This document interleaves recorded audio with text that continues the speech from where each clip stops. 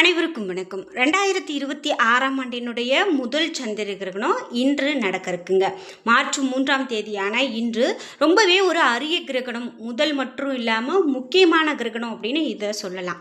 இது வானியல் நிகழ்வு ஒரு முக்கியமான இந்து பண்டிகையான ஹோலி தினத்திற்கு முந்தைய நாள் வர்றதால இது ஒரு அரிய மற்றும் சிறப்பு வாய்ந்த நிகழ்வு அப்படின்னே சொல்கிறாங்க. இந்த சந்திர கிரகணம் அப்படின்னு பார்த்தீங்கன்னா இன்று நடக்கக்கூடிய நேரத்தில் நம்ம என்னென்ன விஷயங்கள்லாம் செய்யணும், என்னெல்லாம் செய்யக்கூடாது, மேலும் இந்த கிரகணத்தை ஒட்டி இன்னும் என்னென்ன மாதிரியான தகவல்கள்லாம் சொல்லப்பட்டிருக்கு அப்படிங்கிறதெல்லாம் நம்ம இந்த வீடியோவில் பார்க்கலாம். குறிப்பிட்டு இந்த நேரத்தில் முக்கியமாக இதை மட்டும் மறக்காமல் செய்யவே செய்யாதீங்க அப்படின்னு சொல்கிறாங்க. அதெல்லாம் என்ன அப்படின்னு தெரிஞ்சுக்கலாம். இந்த வீடியோ பார்த்துட்டு இருக்கக்கூடிய நீங்கள் இந்த சந்திர கிரகணத்தை ஒட்டி உங்கள் வீட்டில் நீங்கள் என்ன மாதிரியான வழிமுறைகள்லாம் கடைப்பிடிப்பீங்க, இந்த கிரகணத்தை பற்றி நீங்கள் என்ன நினைக்கிறீங்க அப்படிங்கிற உங்களுடைய கருத்துக்களை மறக்காமல் கமெண்ட் பாக்ஸில் பதிவிடுங்க.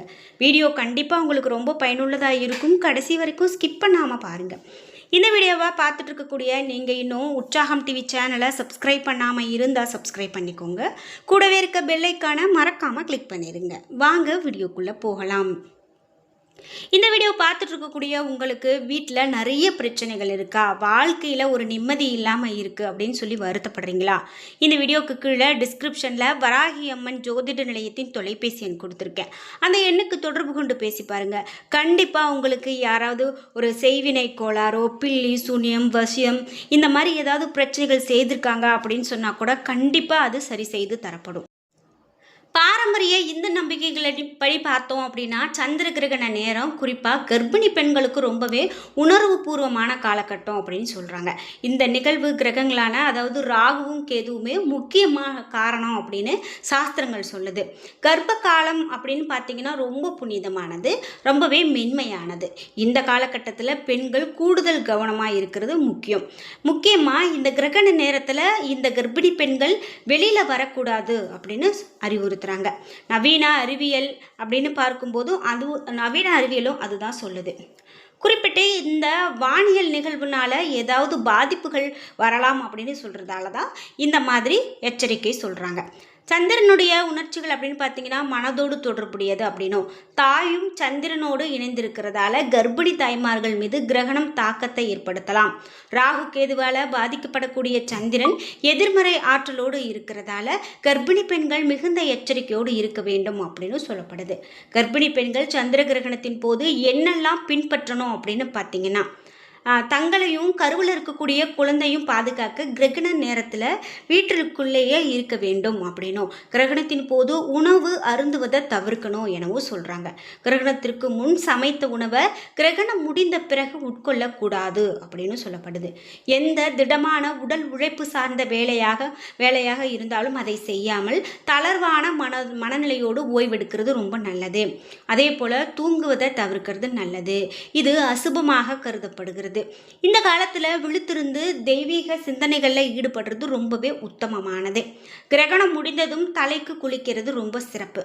அதாவது ஒரு சிலர் காலையிலேயே தலைக்கு குளிச்சுட்டு மீண்டும் கிரகண நேரத்து முடிந்ததுக்கு பிறகு குளிக்கிறதையும் வச்சுருப்பாங்க. ஆனால் இந்த கிரகணம் முடிந்த பிறகு தலைக்கு குளிக்கிறது நல்லது. குளிக்கும் நீரில் நாம் கங்கா ஜலம் அல்லது கடல் உப்பை கலந்து கெட்ட சக்திகளை நீக்கிக்கலாம் அப்படின்னு சொல்கிறாங்க. நாம் சாதாரணமாக ஒரு கைப்பிடி அளவுக்கு உப்பை போட்டு கூட அதில் குளிக்கலாம். முக்கியமாக அந்த உப்பை போட்டு நம்ம வீடை துடைக்கிறது, சுத்தம் பண்ணுறது நல்லது. கிரகணம் முடிந்த பிறகு இதை செய்யணும். அதே போல் அமைதியான இடத்துல அமர்ந்து மந்திரங்கள் ஜெபிப்பது, புனித நூல்களை படிக்கிறது, தியானம் செய்வது இது எல்லாமே மிக மிக நல்லது. இந்த 2026ஆம் ஆண்டுக்கான முதல் சூரிய கிரகணம் பிப்ரவரி 17ஆம் தேதி நடந்தது. 15 நாளுக்குள்ளேயே இந்த சந்திர கிரகணம் வந்திருக்கு அப்படின்னு சொல்லலாம். இந்த சூரிய கிரகணம் அப்படின்னு பார்த்தீங்கன்னா பகுதி நேர சூரிய கிரகணமாக இருந்தது.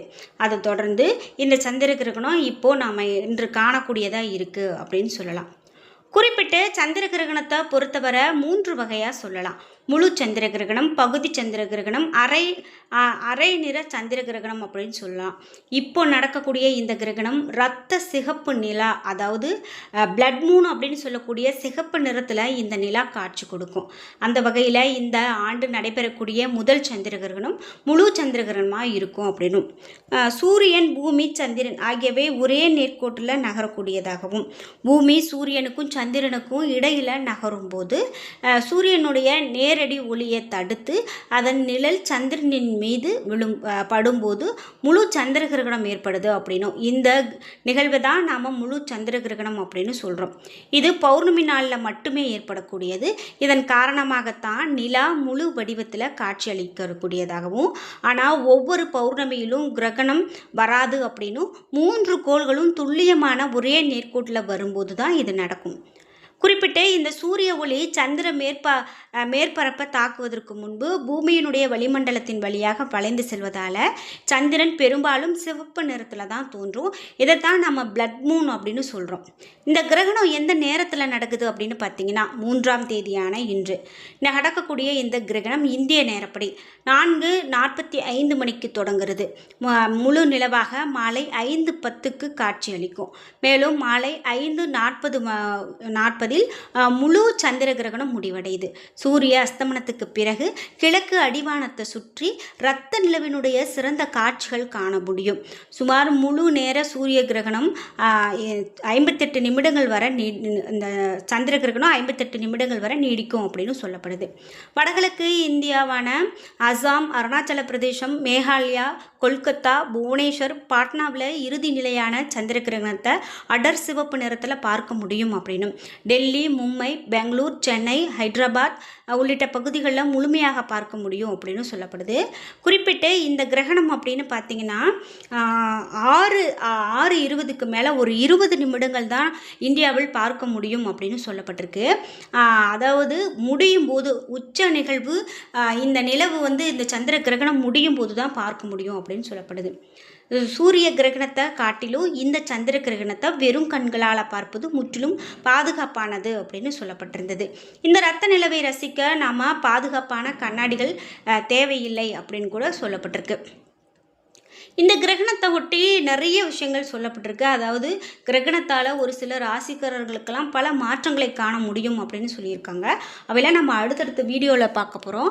கண்டிப்பாக நம்ம சேனலை இன்னும் சப்ஸ்கிரைப் பண்ணாமல் பார்த்துட்ருக்கீங்க அப்படின்னா சப்ஸ்கிரைப் பண்ணிக்கோங்க. அப்போ தான் இந்த கிரகணத்தை பற்றிய அனைத்து தகவல்களும் நம்ம அடுத்தடுத்து நம்மளுடைய சேனலில் வந்துக்கிட்டே இருக்கும். சரி, இந்த நேரத்தில் நாம் என்ன பண்ணணும் அப்படின்னு பார்த்தீங்கன்னா, இந்த இரத்த சிவப்பு நிலவை சந்திரன் படம் பிடிக்க நல்ல லென்ஸ் கொண்ட கேமராக்களை பயன்படுத்தலாம் அப்படின்னு சொல்கிறாங்க. சரி, ஜோதிட ரீதியான நம்பிக்கைகள் அப்படின்னு பார்த்தீங்கன்னா இந்த கிரகண நேரத்தின் போது சமைத்த உணவுகளை உண்பதை தவிர்க்கிறது நல்லது அப்படின்னு பாரம்பரிய நம்பிக்கைகளின் அடிப்படையில் சொல்கிறாங்க. அதே போல் வீடுகளில் இருக்கக்கூடிய உணவுப் பொருட்கள் மற்றும் குடிநீரில் தற்பை புல்லை போட்டு வைப்பது கதிர்வீச்சு பாதிப்புகளை தடுக்கும் அப்படின்னு நம்பப்படுது. கிரகண காலத்தின் போது நேர்மறை எண்ணங்களோடு தியானம் செய்வது மன அமைதிக்கு ஒரு வழிவகுக்கும் அப்படின்னு சொல்லுது. அதே போல் இந்த 2026ஆம் ஆண்டில் வானியல் அதிசயத்தை காண தவறாதீங்க அப்படின்னு இந்த கிரகணத்தை சொல்லியிருக்காங்க. ஏன்னா இது ரொம்பவே சிறப்பான ஒரு கிரகணமாக இருக்க போது ரொம்பவே பிரம்மாண்டமாக நம்மளால் ரசிக்க முடியும். இது ஒரு இரத்த நிலா அப்படின்னு சொல்லக்கூடிய அளவுக்கு இருக்கிறது அப்படின்னு சொல்லலாம். குறிப்பிட்ட இந்த 2028ஆம் ஆண்டு வரை நிகழக்கூடிய கடைசி முழு சந்திர கிரகணம் இது அப்படின்னு கூட சொல்கிறாங்க. அப்படி ஒரு அபூர்வமான நிகழ்வாகத்தான் இந்த நிலவு இந்த சந்திர கிரகணத்தை பார்க்குறாங்க அப்படின்னு சொல்லலாம். சிகப்பு நிற ஒளி மட்டும் சந்திரனின் மீது படுறதால அது இரத்த சிவப்பாக மாறுது அப்படின்னு சொல்லலாம். அதே போல் குறிப்பிட்டு இந்த பிளட் மூனை நீங்களும் பார்த்துருக்கீங்க அப்படின்னா மறக்காமல் உங்களுடைய கருத்துக்களை கமெண்ட் பாக்ஸில் பதிவிடுங்க. ஒவ்வொரு வருடமுமே இந்த கிரகண நிகழ்வுகள் அப்படின்னு பார்த்தீங்கன்னா வருடத்தில் 2 முறை வரக்கூடியதாக நம்மளால் பார்க்க முடியும். ஒரு சில ஆண்டுகளில் இதனுடைய கணக்கு மாறுபட்டு கூட வரலாம். இந்த கிரகணம் அப்படின்னு பார்த்தீங்கன்னா 6:47 மணி வரை நீடிக்கும் அப்படின்னு சொல்லப்பட்டிருக்கு.